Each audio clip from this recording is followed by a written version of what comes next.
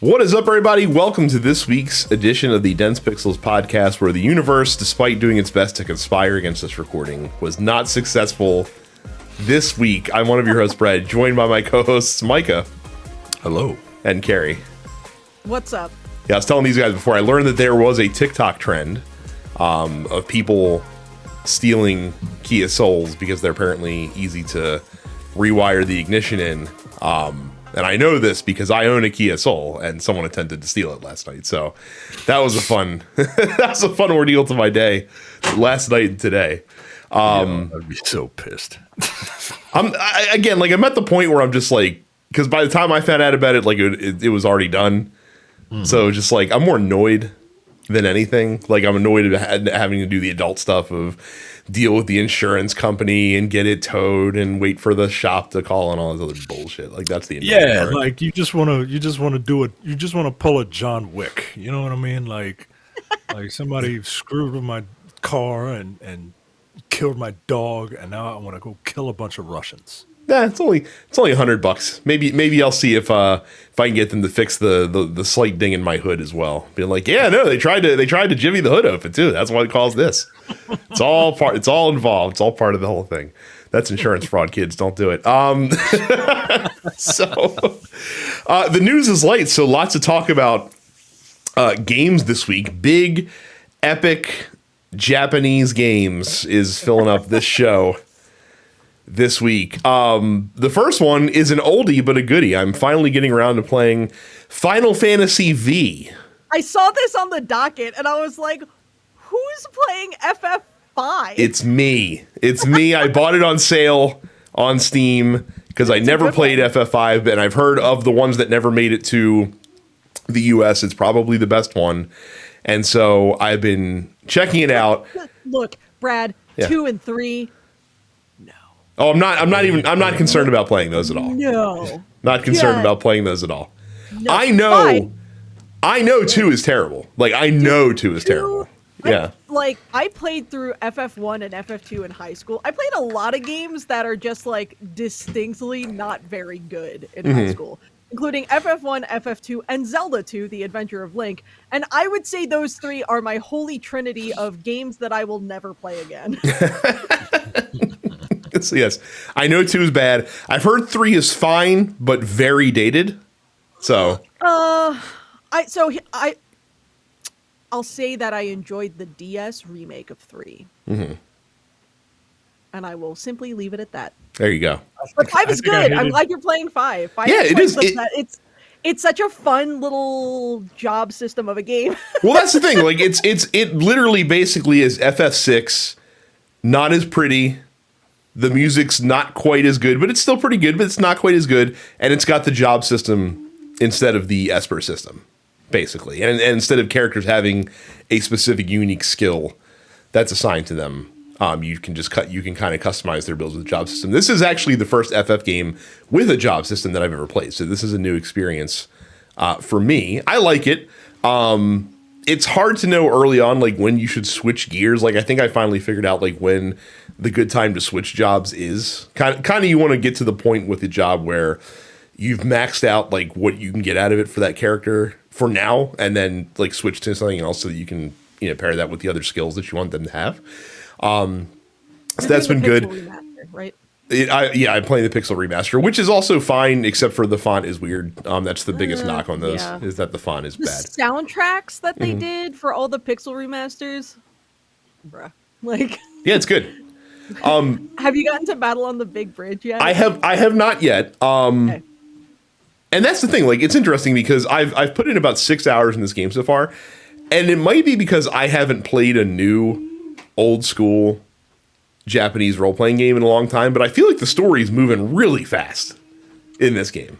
Well, yeah. I mean, keeping in mind that these are these aren't today's 120-hour JRPGs, and I feel like the fact that you also just finished Persona 5 Royal and then pivoted hard into Final Fantasy 5 is probably flavoring the way that you're feeling about it's a little bit, because it's literally like you spend the first part of the game going from crystal to crystal, essentially. And it's like, boy, howdy, the wind crystal broke. What do we do now? Let's go to the fire crystal. We know exactly where it is. Let's go over there right now. And like you're just literally moving from one thing to the next very, very quickly, with not a lot of room to breathe. There's not really a lot of flourishing in the storytelling. I swear Final Fantasy VI had more like meat around the edges of the story. Like this seems like it is just like, we are going to put in the bare minimum amount of flavoring that you need, at least at the beginning part of the game. Maybe there's more later, but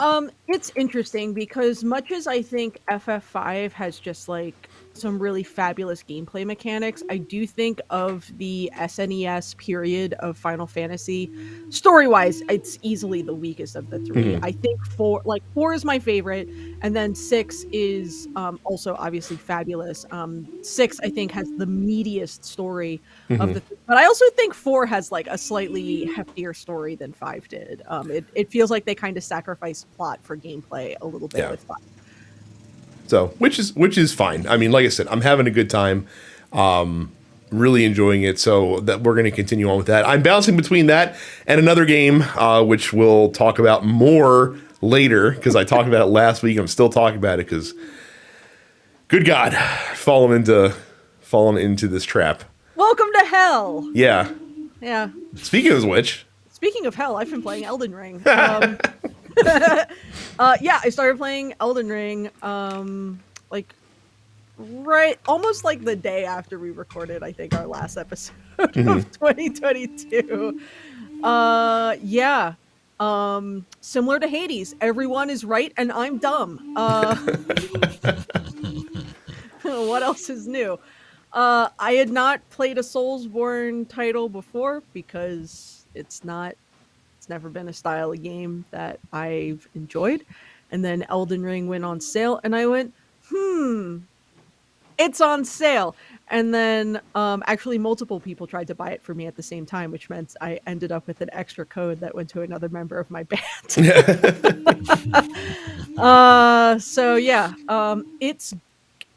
It's good. It's a lot of, I've been playing almost entirely in co-op with my husband, which has been great because he's very good at Soulsborne, and I am not. It's a lot of running around and screaming and trying not to die. The most recent thing that happened that caused me great distress was being like, oh, I want to see my favorite beast clergyman, Garunk, because I've got some stinky stuff that he wants to eat. And then I get there and he's actively trying to kill me. And I was not emotionally prepared for that moment. I was not remotely, mentally, or physically. I was like, I was literally getting ready to like end my gameplay session. I was like, I'm going to give him this stuff and then I'm going to turn the game off and I'm going to go to bed. Nope. I had to fucking cheese him real hard with poison arrows to get him. Oh, I had to cheese the shit out of that fight as well. Make no bone, because again, I did not expect to walk into that room and have him be like mega aggroed, and I'm like, all right, I guess I'm supposed to fight him now. So this should be like a doable boss fight. And then he like two shots me. I'm like, okay, so we are going to have to really fucking knuckle down here and, and kick the shit out of this guy. I was distinctly unhappy with that scenario. But he doesn't even get a boss health bar, does he? Doesn't he just have a regular health bar? Yeah, he just has like a regular health bar too. And then like you beat his ass and he's like, oh, I'm sorry. I was just hungry. Like, fuck you, dude. You owe me 4,500 souls. You piece of shit. Well, that's always the key, and especially to fight like that, where you're just like, all right, like I can always, like step one, how do I get the souls without dying, and then reset, and then once you die 3 times, you're like, all right, fuck this. I don't need them that bad. Like I don't care. It's, like, no, it's not that big of a deal. No. I really enjoyed the way Chris and I handled the Radon fight. because it was basically me taking giant arrows to the face for 3 minutes while my husband ran over and stabbed him in the taint. And that was fun. I don't even remember what my strategy was for that fight. Oh God, I can't remember. I'm sure I used Scarlet Rod. Like that's kind of the only way that you have to do it. But yeah, we've been doing the whole thing co-op, which like has its benefits and has its drawbacks. Well, I was gonna say, so you're probably not like he's not like dragging you along through. Like, is he kind of letting you kind of take the lead with things? And so you guys are exploring. Yeah, I mean, there's a lot of me going like, I don't know where to go, and he's like, okay, we'll go here and we'll do this. But I've decided to join the army of simps for Ronnie, and I'm really excited about that. I slowly but surely moving certain storylines along here. So yeah, I don't know. It's a very good game with a very rewarding loop of gameplay, and I get it now. I understand why this was Game of the Year 2K22. I understand now. I'm sorry I didn't play it earlier. You were right and I was wrong. Per usual, everyone who says this game's really good, the universe says a game is good, and I go, yeah, I don't really know about that. And then I eventually play it and I'm like, wow, it's good. Like, hey, have you heard of this game? It's called Elden Ring. Oh, have you heard of this game called the 80s?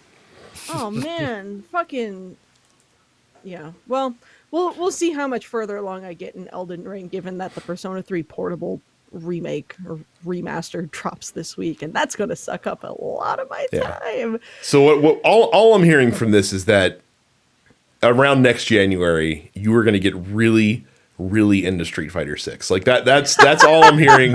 That's all I'm hearing from this conversation. I don't know about that, man. I don't know, Carrie. They have a one button mode in that game where you can do all this fancy stuff and just press one button. No. Yeah, you're still not going to catch me playing a fighting game. I might be a gamer, but I'm not that sweaty. Come on. Carrie's like, all right, like everyone was right. I'm up to silver rank now. Like this, like once again. No, I will not be playing. Fighting games. But I will watch other people play, and I will certainly enjoy the soundtrack. So yes. Speaking of game soundtracks, I went to MagFest a couple weeks ago. Yeah. A week and a half ago now. MagFest, for the uninitiated, is the music and gaming festival held at the Gaylord National Resort just outside of Washington, D.C. And it is basically a 4-day... Sorry, I'm a child. I know this. I tried to blast through it. And then Brad had to fucking be a giggle dick about it too. It's basically a 4-day party. That's like ton of concerts, like 24-hour arcade with a separate room just for consoles. Got a really cool marketplace. That's always a good mix of like artists and game dealers and other stuff. But yeah, I've been going to MagFest for a little more than a decade now. My band was not invited to play in an official capacity this year, but we still brought all of our gear and we took over a hallway and we played for an hour. So that was fun. I also was really excited to join this year. They had a pop-up orchestra called the Mag Community Orchestra, which had 130 something people. And we had 2 rehearsals, 2 3-hour long rehearsals, and then a Saturday morning program. And I had a really delightful time doing that. I played a lot of trombone for someone who doesn't really play trombone.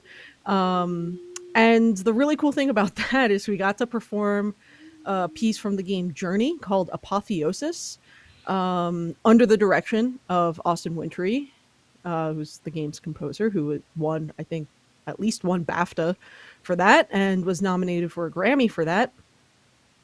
And then we got to perform the classic Portal song Still Alive with GLaDOS voice actress Ellen McLean singing, and under the direction of the 8-bit big band's Charlie Rosen, who won the Grammy last year for his arrangement of Meta Knight's Revenge from Kirby.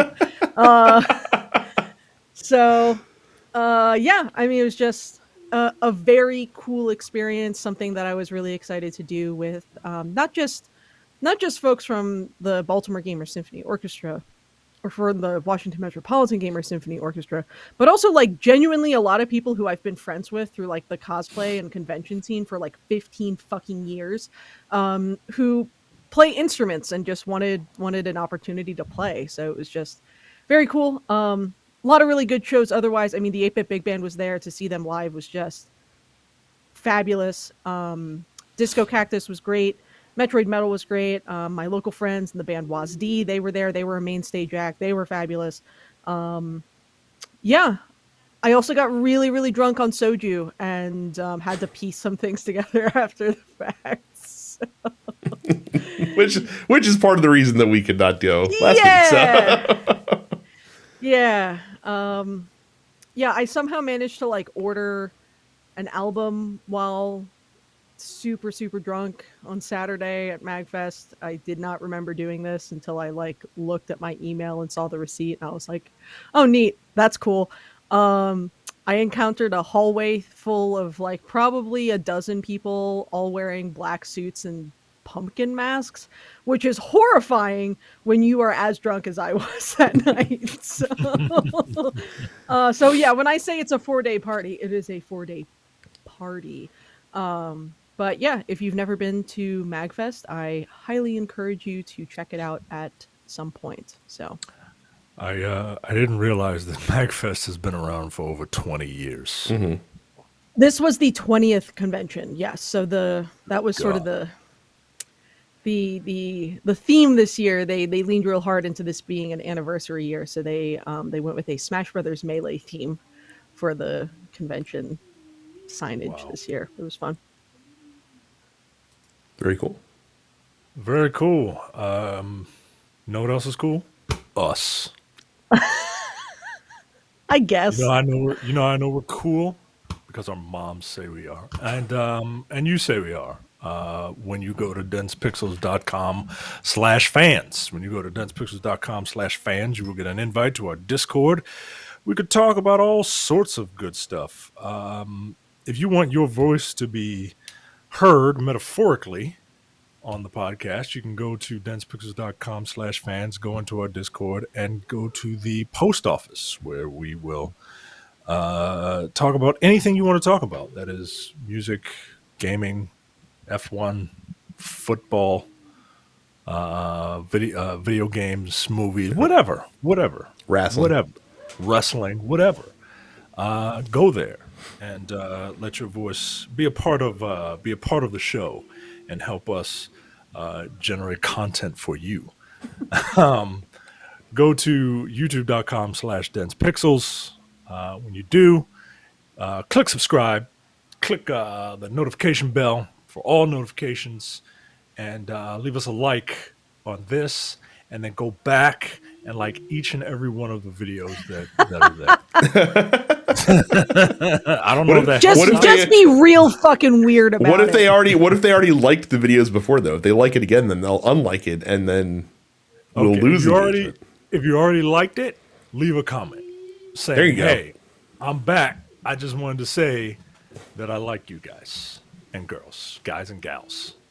Do that at youtube.com/densepixels, and subscribe to all of our podcasts wherever you get your podcasts. The Nerdpocalypse, Black on Black Cinema, Coming Distractions, and the weekly preview episode of the Look Forward Political Podcast.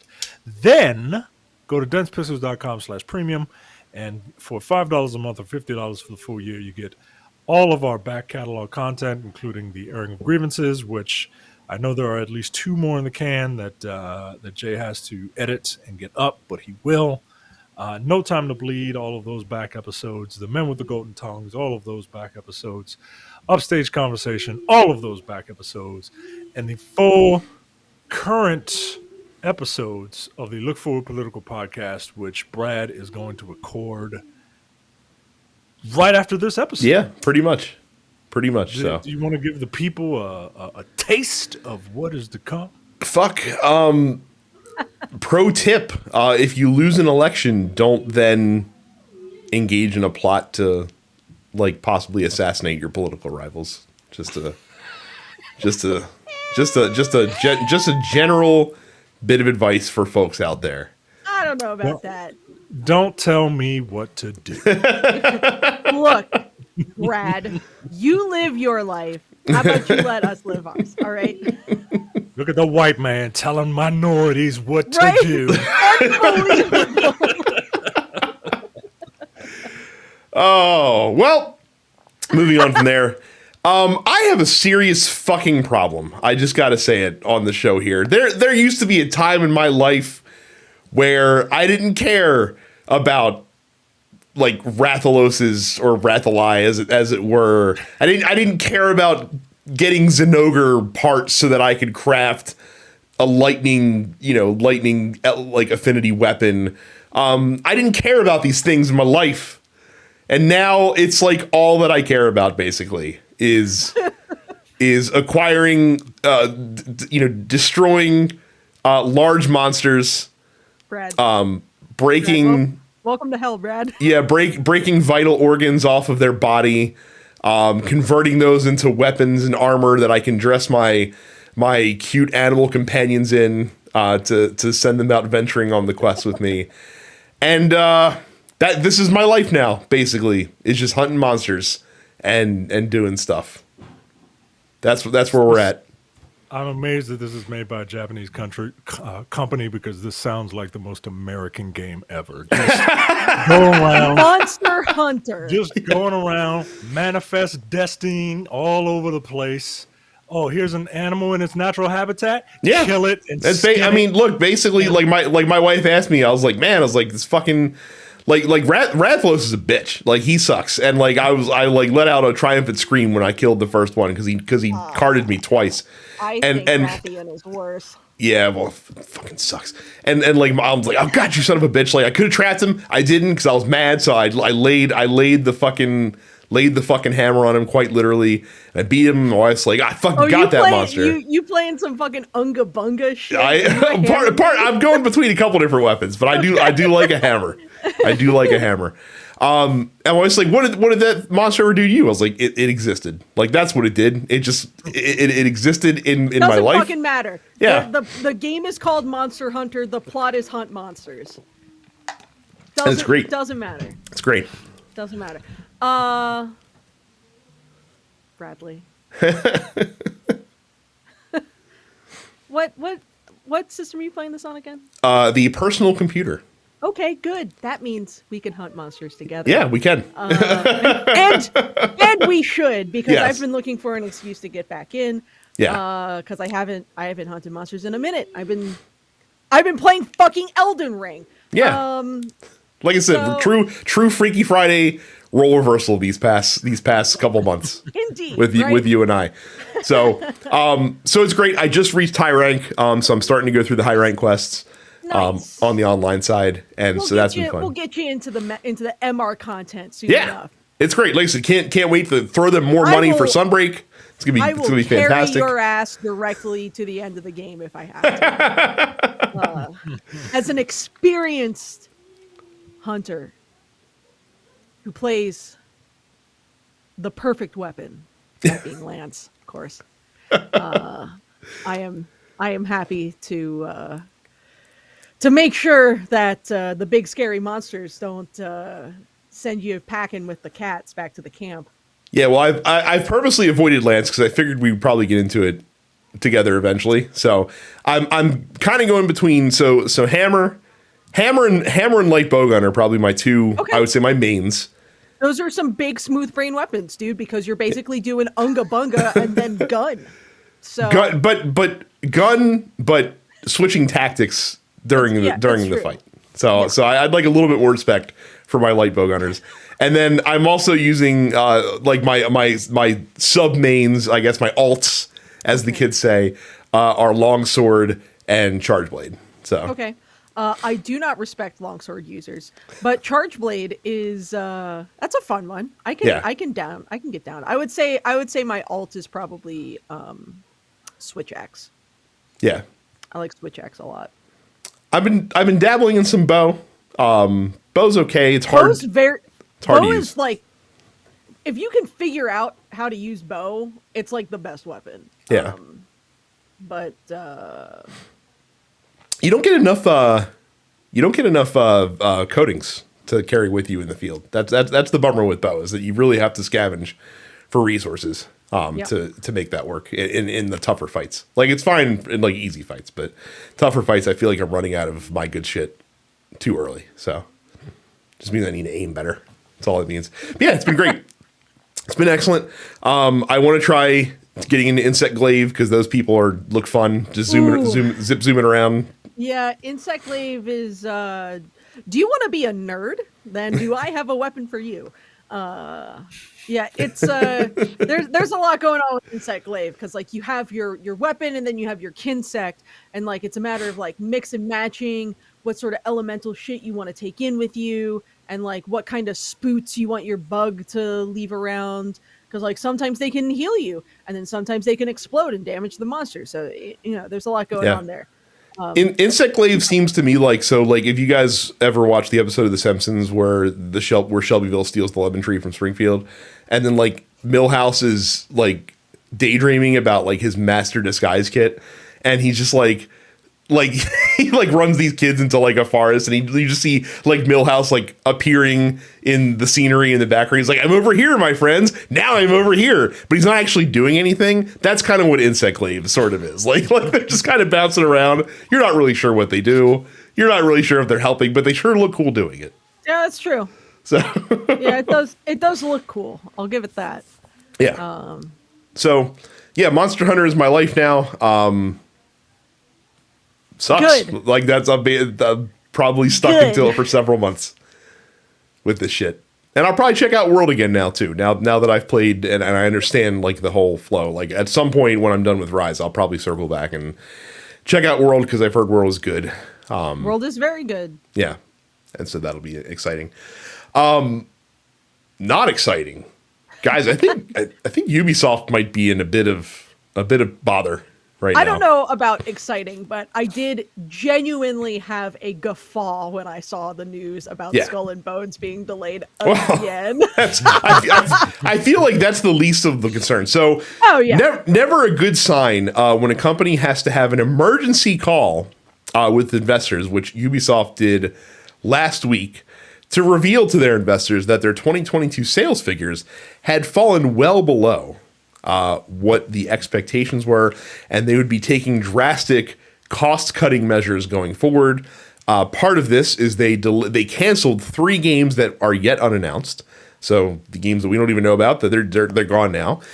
Skull and Bones, which was supposed to release in March, finally, apparently not ready for prime time. Ubisoft doing the throwing good money after bad situation, where they're trying to make that game be a thing. Hate to break to them, it's probably not going to be a thing. And essentially, they want to cut $215 million in costs over the next 2 years, including reducing the size of their workforce, which is very unfortunate for those people that are going to lose their jobs. Basically, Yves Guillemot wrote an email to staff saying that he needs their, quote, full energy and commitment to ensure that we get back on the path to success. I'm also asking that each of you be especially careful and strategic with your spending and initiatives to ensure that we're being as efficient and lean as possible. And then basically ended the email by saying, hey, the ball is in your court now to save our ass, everybody, by making good games. So is Ubisoft in trouble? Together forever. Yeah. It doesn't feel good to see this many, what we would qualify as AAA titles, presumably, delayed this severely. Yeah, it's I don't know. I also feel like that the rumors is that Ubisoft have been interested in finding a suitor to possibly come in and throw throw them lots of money, like other companies in the business have done. Having an emergency call with investors saying that you're going to be trying to cut $200 million of overhead over the next 2 years, not very attractive, unfortunately for them. It sucks for the workers. Are they in trouble? I mean, I feel like they've been in trouble for a while, and I think it's been the perfect storm of the pandemic and all of these allegations coming from people who used to work there, and the fact that like they're kind of incompetent, right? Because they don't have anything other than Assassin's Creed. With any kind of hardcore name recognition, right? Like they had the Tom Clancy license, and they still do, and they've run those games into the ground. Siege still has a loyal community, still playing that game. I don't hear much about it, but I think they're kind of like a cottage community of sorts, but loyal. Yeah, I mean, that's only going to take you so far. You know what I mean? Like you gotta, as much as people don't want to hear it, you need people like me who dine on the mainstream. And I don't think Skull and Bones is it. No, especially as long as that game's been in development. Like that game was late to the party anyway when they first announced it, and it's taken forever. Right. It's like, oh, Microsoft's doing Sea of Thieves. Let's do our own. But we innovate. We brought pirates back in the video game space. Let's do our own. And I don't think anybody cares anymore. Yeah, it sucks, man. I used to like Ubisoft games, man. But, once Assassin's Creed kept getting samey, they did pivot, which was good. But they're not innovating.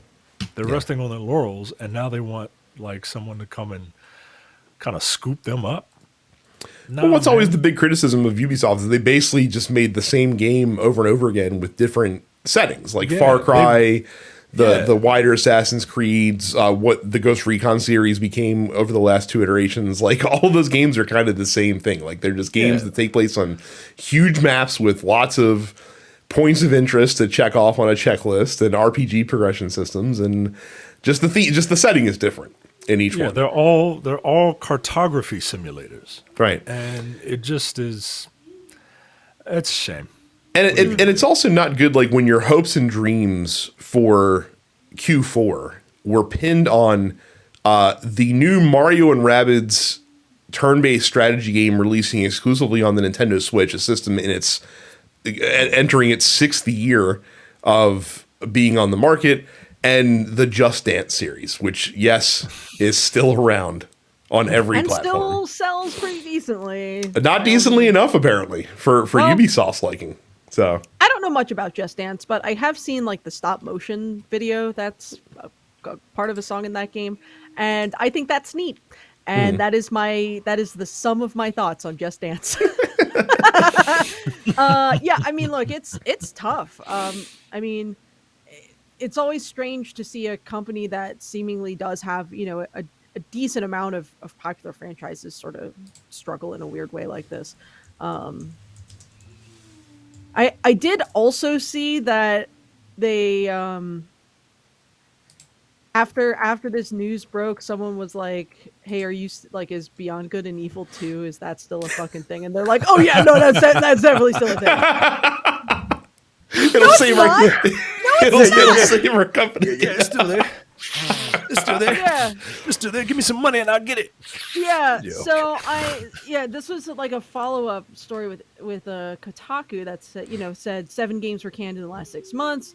Another delay for Skull and Bones. Other big titles have failed to meet expectations. But Ubisoft insists Beyond Good and Evil 2 is still being made. Speaking to Eurogamer, Ubisoft told the site, Beyond Good and Evil's 2 development is underway and the team is hard at work to deliver on its ambitious promise, which is a very vague statement.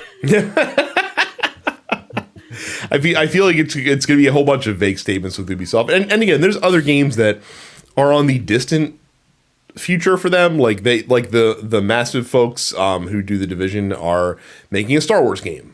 So who knows what the fuck that could be. Like that could be great, or it could fall flat on its face. Like The Division is one of those games that, again, like tried to be Destiny and had its dedicated community, but it never quite made the leap to wider audiences. So, and that's kind of been Ubisoft's thing, is they've never found that game, or when they've had that game, like when a Far Cry 3 comes along, they double down so hard on that formula and then kind of lose what made it special and lose what made people excited about it, and forgot, and like to Micah's point, to stop innovating.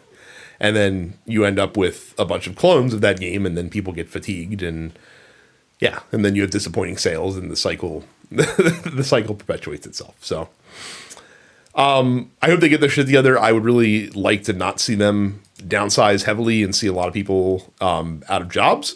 Hopefully if they do, it'll be in Montreal, because apparently the game marketplace in that city is popping right now, and it shouldn't be hard for people to land on their feet in that venue. So we missed this. Sony announced a accessibility compatible controller that they're calling Project Leonardo, which looks like one of the most interesting pieces of tech I have ever seen. Essentially, it's a, like, the gamepad is like a wide circular, like it almost looks like a toy of sorts, but it has interchangeable face plates for the different buttons. Essentially, it's wheelchair compatible, so it can be like mounted onto wheelchairs, which is very cool.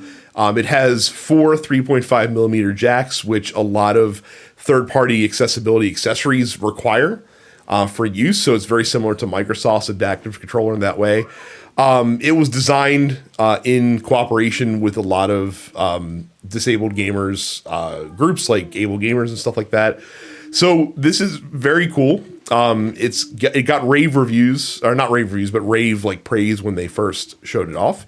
The one criticism I guess I heard from people is that why can't, like, so Microsoft has their accessibility controller, Sony has their accessibility controller. Why can't they make these things just work across platforms? Because wouldn't that be the easiest thing to do for gamers that have, specific needs, to be able to use their preferred controller on their platform of choice and not get into the territorial pissing matches that we normally get into with this kind of stuff. But how am I going to profit off of these? But that's the thing. Like, I don't think they're looking to profit. Like, I think Microsoft's accessibility controller is basically being sold like at cost. Like, I don't think they're making too much money from that piece of hardware. And they didn't set out to make a lot of money from that piece of hardware. Like, they set out just to make something that would be a service to this, section of the gaming community. And I would have to imagine that Sony is probably in the same boat. The controller's still in development, and we don't know when it's coming out, but I would presume that it's probably sometime soonish. And I don't expect this to cost like $300 when it comes out. Like, I expect this to be relatively affordably priced. I don't think they're looking to make a quick buck off of this. So why not just partner together and be like, you know what, for this community gamers, like, this is what we're doing here. We're going to, the Microsoft accessibility controller will work on Switch. It'll work on PlayStation as well as your PC. The PlayStation 1 can work on Xbox, whatever it is. And just fucking, just lay down your arms for this specific fight. You know what I mean? I hear you. Corporations just don't think like that.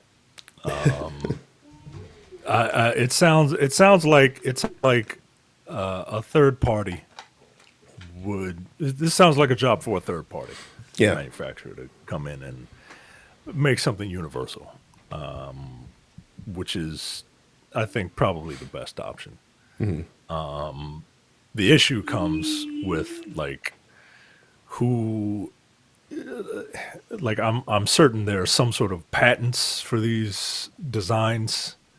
I would hope that, because this is such a niche thing, mm-hmm. that that people would be kind of lenient with with design rights and stuff like that. But I don't know. Look, I think it's a good idea. I love it. Like anything to get people playing games is great because like video games can be like incredibly therapeutic. It can be relaxing if you let it. It can be incredibly stressful if you let it.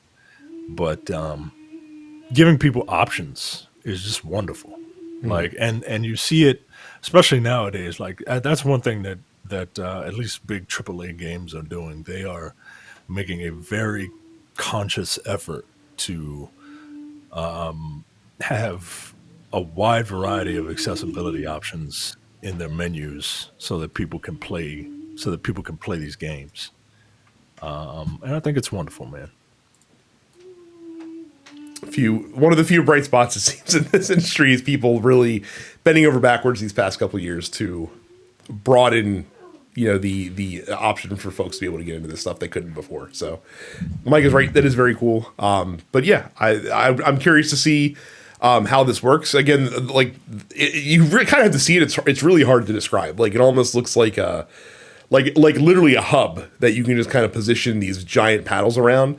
Apparently these can be pressed easily so that folks that have limited strength in their hands are able to operate and stuff like that. So again, it's a pretty cool piece of tech.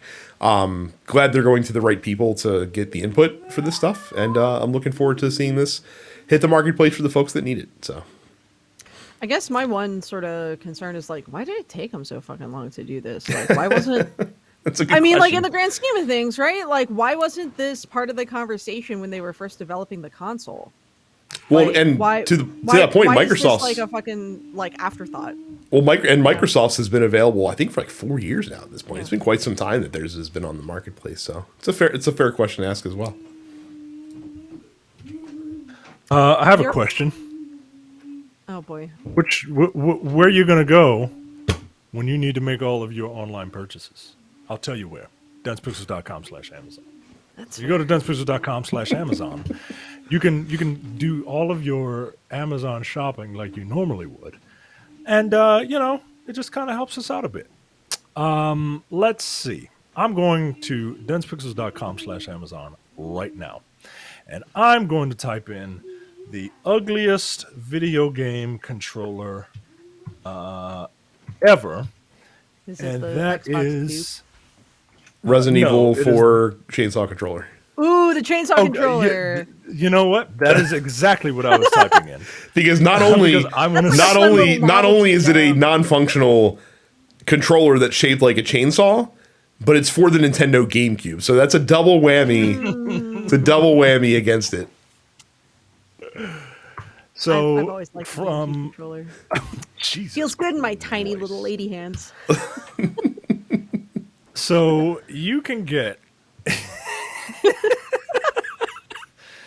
I went to DensePixels.com/Amazon. I typed in Resident Evil 4 chainsaw controller, and what the newbie NUBY Resident Evil chainsaw controller for the GameCube is only $785.95. See that tracks. Plus $4.50 shipping. It is literally like it's an insane collector's item at this point. Oh my god. If only I knew. Because there were times where I was in the back room at like the GameStop Parkville doing an inventory, and they still have a Resident Evil chainsaw controller. Like, why didn't I just buy that and just like keep it somewhere and just let that shit accumulate value? Yep. So absolutely. Yeah, that thing's been charting, depending on which one. The PS2 one, I think, is a little cheaper. I think the GameCube one's actually harder to find. But the just PS2 one of those... the PS2 one is a drastic discount of $712.25. Yeah, just one of these weird, just a very strange collector's item in gaming history. So. And by the way, like, of course, DensePixels.com/Amazon. I have not forgotten about the idea that I had a couple of years ago, the tournament of controllers. Not forgotten about that. I've been thinking about it more and more recently. We really need to do the tournament of controllers. And I think it would be fun because I think that there'd be some major arguments because Mike and I agree on a lot of things, but I feel like that we differ on this specifically, in some respects. I think there's some controllers that do well. I feel like Carrie would be on an island with some other. 100%, dude. 100%. We go to the Dense Pixels post office, where you can go to densepixels.com/fans and submit your questions, just like Dark Meat Babyface John C. did, and says, in the same week that Dana White gets to skate on domestic violence, the dude who has multiple allegations of sexual assault and misconduct, a.k.a. Vince McMahon, just gets to waltz back in like nothing happened. Do you think it would be different if more prominent media outlets, a.k.a. not just the Wall Street Journal, didn't thumb their noses at combat sports and professional wrestling? I don't know, because there's a lot of domestic abusers and sexual harassers in a lot of other sports too that have been able to sort of waltz back in like nothing happened. Except Trevor Bauer, who I hope gets his eyes carved out of his head with a melon baller. I think the fact that they got to skate back in is more of a rich white guy phenomenon and less of a combat sports phenomenon. Yeah. So for sure. Yeah. 100%. Like, rich people can do literally whatever they want if they have enough money. Yes. I think that's been proven time and again. Rashawn asks, so besides The Last of Us being the monster hit with the first episode, what will be the next hit video game adaptation for TV besides God of War? Yes, right. Apparently everyone says First of all, can we stop referring to the Last of Us series as somehow breaking this adaptation curse? In like, people are like, oh, like the goalpost moving in order to allow The Last of Us to be the thing that scores the goal is wild to me, because first it's the first television adaptation. Well, it's like, no, because there are other TV adaptations of game media that have been quite good. Yeah, I just started Castlevania. Yeah, I'm about to say I just ran through the third season of Castlevania for within the last week or so. Like, it's amazing. Super good. And I was like, okay, nerds, right. But like my wife doesn't know what the hell Castlevania is. Oh, it's the first live action adaptation. It's like, no, because ostensibly speaking, both Sonic and Detective Pikachu are still live action adaptations of their respective media. And now I literally saw someone call it, well, it's breaking the curse because it's the first live action series adaptation. And I'm like, fuck off. I'm so tired of the constant jerking off for The Last of Us. Like, it is an okay video game. Also first successful live video game adaptation. Throw some respect on the name of Captain Lou Albano, thank you very much. Star of the Super Mario Brothers Super Show. The Super Mario Brothers Super Show. Oh man. Yeah, I mean, like, we were getting hooked on the brothers back in 1986, I gotta tell you. Just a remarkable amount of goalpost shifting on behalf of The Last of Us. Like, look, if it's good, that's fine. I hope it does well. I hope it encourages further adaptations of game media. But can we stop saying that The Last of Us is the thing that's breaking this curse in video game adaptations? There hasn't been a curse in game adaptations in years and years and years. We are living in a renaissance of good video game adaptations across multiple forms of media. Fucking shut the fuck up. Also, there hasn't been a curse. Like, we just stopped letting Paul W.S. Anderson direct video game adaptations of things, right. and that's raised the profile of them significally just by that one change alone. So, except yeah, you know why video game Monster Hunter. Media, media based on video games is good now is because people making it played video games. Yes, also correct. And they know what these things are supposed to be. Right? To answer Rashawn's question, God, I hope it's the Mass Effect Amazon series. That is the next great. Please, Jesus Christ, please be good. Please be good. I'm gonna go ahead and say that the ToeJam and Earl series will be the next video game adaptation. Film Wander asks, apparently the new Suicide Squad is going to be live service in some aspect. Should I be worried? Yes, it leaked out today that game looks like shit. It leaked out today that apparently the Suicide Squad game, a cooperative adventure game, apparently has a battle pass. Yes, you should be 1,000% worried. WB Games has proven in the past they are not to be trusted with microtransactions and live services. So yeah, you should be very concerned, I would say. Cam says Raw's 30th anniversary show is next week. What do you hope to see most, and what are you hoping they avoid? I'm hoping to see a great go-home show for the Royal Rumble. I'm hoping they avoid the worst celebrity cameos and worst, old wrestler cameos. And I hope it's not hokey. Like put these dudes in I wish these cameos could be made in my favorite old wrestler cameo of the last several years was the Ric Flair birthday party, like the Ric Flair 70th birthday party deal, which was actually just a ruse to set up Batista Triple H at WrestleMania, where Batista attacked Ric Flair and bloodied him and left him in the back. Like, that's how you use these guys coming back. Like, I understand bringing dudes back to come in and say their lines and do their thing and pop the crowd and go home. Integrate them into the storytelling in some way and make it mean something. Yeah, I want to see all these people who come back. The Bloodline have been invading Raw or whatever. I want to see all these legends come back, and I want to see the Bloodline eliminate them all. And at the end of the show, when you do the acknowledgement ceremony, I want the Titantron to flash with electricity. and Dwayne Johnson come up and say he doesn't appreciate what you've been doing to our family name and to these great legends that I used to wrestle with. And that's how you set up night one of WrestleMania.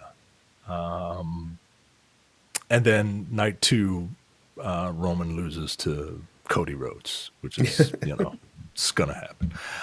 Look, I want to see it, but I kind of don't want to see it because it's gonna be super cheesy. Yeah, and it's gonna be like every Legends night where it's just gonna be these old dudes coming back, and Kurt Angle's gonna say it's true, it's damn true. Like, they're gonna do their shtick, and it feels lame. It feels like a payday. So yeah, if they get integrated into the story, that's great. If not, then this is going to suck. Yep. So we'll see. T-Wash says, was there ever something in a game that made you say, why did they add this in? His is SmackDown versus Raw 2006 PSP version, where they added a Eugene get to the ring minigame where you pilot him like a plane to the ring to make sure he does not fall down. Carrie, Eugene was a character that they had back in the mid-2000s whose gimmick was he was mentally retarded. That was his literal gimmick, and he was Eric Bischoff's nephew. I love Wrestle. Yeah. I don't know, like a dumb, weird mini game that just otherwise doesn't make sense, basically, in a game. Mm-hmm. Every mini game. Every mini games. I don't like mini games in my main except games. the car destruction mini game in Street Fighter 2. Yeah. Okay. That's fine. I'm gonna go with the Little Mermaid levels in Kingdom Hearts. I guess it's Kingdom Hearts 2, where the Little Mermaid level is just a really shitty rhythm game. It's not good at all. Yeah, in a series that I otherwise don't like at all. I think I liked that part the least. The snowboard minigame in Final Fantasy VII, which controlled absolute fucking dog shit. Yeah. That's my answer. With the really bad, extremely time sinky, escort shit that was really present in FF14 Endwalker's expansion, where it's you have to run around town with a character, and then in some cases you have to escort them safely to an area. Like, it sucks. It's fucking garbage. Like, Yoshi P has done so many good things with FF14, and that was very distinctly not one of them. Speaking of fun mini games, Rampage should suck in Monster Hunter Rise, but it's really fun to maul monsters with a chain gun, I gotta say. Oh, look, the Rampage stuff I could sort of give or take. Yeah. It's fun. I would say it's more fun to do with friends. Yeah, it's a fun, stupid distraction. Like, I would never grind Rampage mode, but it's like, yeah. I don't know who asked for a fucking tower defense mini game in the middle of your Monster Hunter, but they gave it to you. But at the same time, do I like doing 5x damage for like 3 minutes? Absolutely. Like, it's fun to see giant numbers pop on the screen. Like, yeah, dude, the beautiful good brain chemicals that happen when the numbers go up. Johnny says, let's say the Switch Pro's canceled. Switch 2 is early to mid 2024, which I'm pretty sure that is going to be the case. Do you hold out and launch Metroid Prime 4 and Pikmin 4 with the Switch 2? Johnny, you can't fucking cancel something that was never announced in the first place. That's true. Technically, you can't say they canceled the Switch Pro. They never fucking announced the Switch Pro. The Switch Pro only exists in the minds of dipshits on Twitter. That's where it's only ever existed. I do think we are getting an updated Switch model. It wouldn't surprise me if we got it this year. Wouldn't surprise me if we got it next year. Yes, they are absolutely going to launch a big game with it, whether that's Metroid Prime 4 or the new Mario Odyssey 2, whatever the fuck they're going to call it. Yes, it's absolutely going to be one of those games. Stop saying they canceled the Switch Pro. Fuck off. No, they didn't.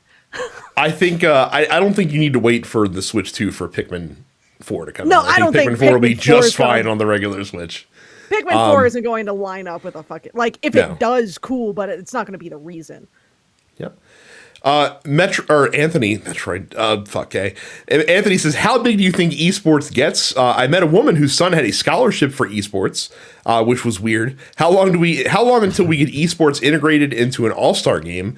Like mixed tag team matches, athlete gamer. They call those pro-ams. Those kind of exist as it is. We're already seeing it. I mean, like, so one of the things that happened this past weekend was the virtual 24-hour of Le Mans race. So literally, they did the 24 hours of Le Mans in R Factor 2, which is a simulation racing game, and it was participated in by pro video game, like pro sim racers and professional drivers, like the F1 world champion Max Verstappen. And among others. Now, there's some controversy that happened with that, but which I'm not going to get into. But we're already kind of seeing that stuff. Like, it's there if you look for it. Now, how long? I think we talked about this before. How long before like esports really becomes a mainstream sport? We saw inklings of it years ago when ESPN was broadcasting the Evo Grand Finals for Street Fighter and things of that nature. I don't think it's truly going to catch on a mainstream level where you'll see it on like cable TV until millennials are like the ones making decisions essentially for this stuff, because we're the ones that grew up with it. You know what I mean? Like for us, it's not this weird thing that we don't understand. No, we intimately understand it and we totally get it. And why wouldn't this be something that's a big deal? And with some colleges having esports teams and things like that, you're already starting to see the ground being laid to eventually it being like a major professional regulated thing. I think it's a little further out than we all are kind of thinking or hoping, because millennials have to like kind of lead the way. But you also have to like make sure they don't kind of grow out of it. You know what I mean? Like video games can be very weird for people. Like you gotta love this stuff to be into it in your 40s. You know what I mean? Like I know a lot of people who are just like, oh yeah, I played this when I was a kid, and because like they still think video games still like denote children's plaything. When they aren't, right? Like HBO has literally made a television show based off of the story of a stealth game. Yeah, but that's the thing though, is that I think that opinion still exists in like boomers, but they're dying. So like I don't know, like I don't think it's gonna be that long before they're the ones that are the weirdos. And like, because again, like I don't think most, like not most, half of Gen X doesn't think that video games are a children's plaything. Like Micah's half of Gen X. Yeah. So I don't know. I'm also like I only want to see one type of esport, maybe two. I don't give a damn about anything that Riot Games puts out, except for the fighting game that they're going to put out. Like that's what I care about. But I'm on an island, right? Like I'm never gonna sit down and watch, League of Legends. I'm never gonna sit down and watch Counter-Strike or Call of Duty. Yeah, but you also don't watch baseball and you don't watch hockey, but you watch football. These as long as these things have their audiences, they'll be successful. Yeah. So, okay. And those become like they'll almost become different. Like it's not like esports is itself a sports league. Like you'll have different essentially leagues of esports, and like you'll have fighting game fans, and you'll have Call of Duty like shooter fans and Overwatch fans or whatever. So yeah. Now one thing I do hope that it comes sooner rather than later, because I want old people to freak out. I want them to complain that the modern athlete is 16 and wire thin and just made $1 million for winning a tournament. So you're saying that you just want all esports to be high school basketball prodigies? Because essentially that's what you're saying. We have to make this last one quick because we got to wrap it up. Johnny asks, have you guys heard of DK Oldies, and why are they a scam? So I had not, but I looked them up, and it turns out that I don't think they're a scam. I think they're just a store that tends to sell things at inflated prices, like most other video game resellers these days tend to, as far as retro games are concerned. As with anything when buying retro games online, you have to understand that you're taking a bit of a risk, and that unless it has been certified by some sort of third-party service, you may end up with a repro or a bootleg cart.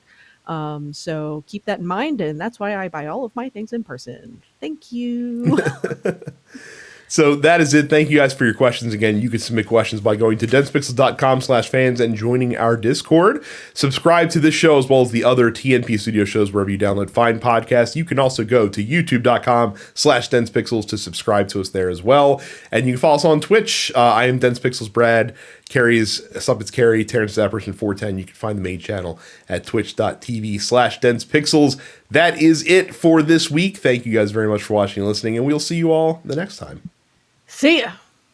See ya. You're watching the Dense Pixels YouTube channel. Click the subscribe button while you're here, and make sure you check out our weekly podcast where we discuss the latest gaming news and our impressions on what games we've been playing.